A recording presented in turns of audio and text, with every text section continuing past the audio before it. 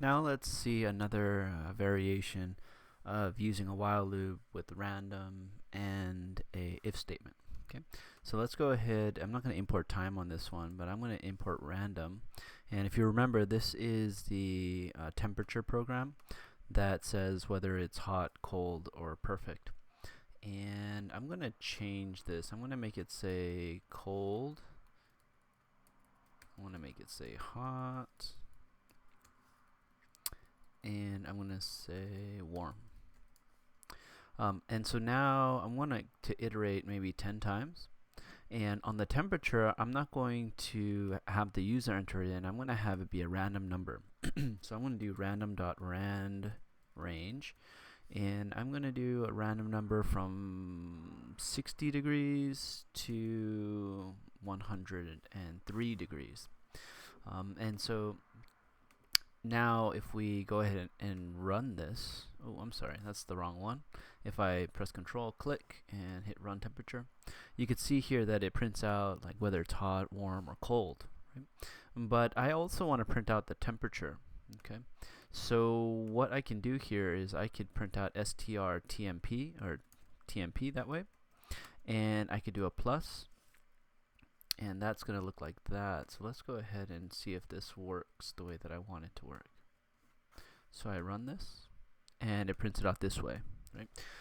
What I want is I want these to be in columns. I want the temperature to be in its own column, and I want the description to be in its own column. So the way that you can create columns in Python is you could do a \t. And what does the \t stand for? It's a tab. Okay.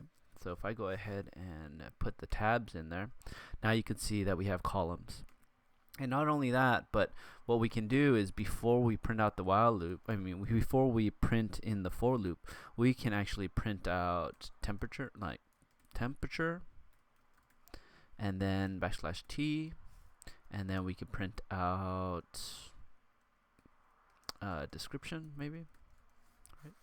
So then this is going to create columns above the printout. So maybe it doesn't work out too well because our temperature and description are so long, have so many words. So I could do temp and descript like that. Descript. So let's run that. Okay, and it looks like we need a little bit more space down at the bottom, so I can maybe do 2 T's instead of just one, and hopefully it'll look better if I do that. Yes, it does. Okay, so here I have my column labels, my temperature and description, and then below that I have the degrees, and I also have the description. So this is another way that you can more easily print out your output so that the user can read it more easily. Right? So we can use the /t's along with the random and the if statements and the loops and the label. Okay.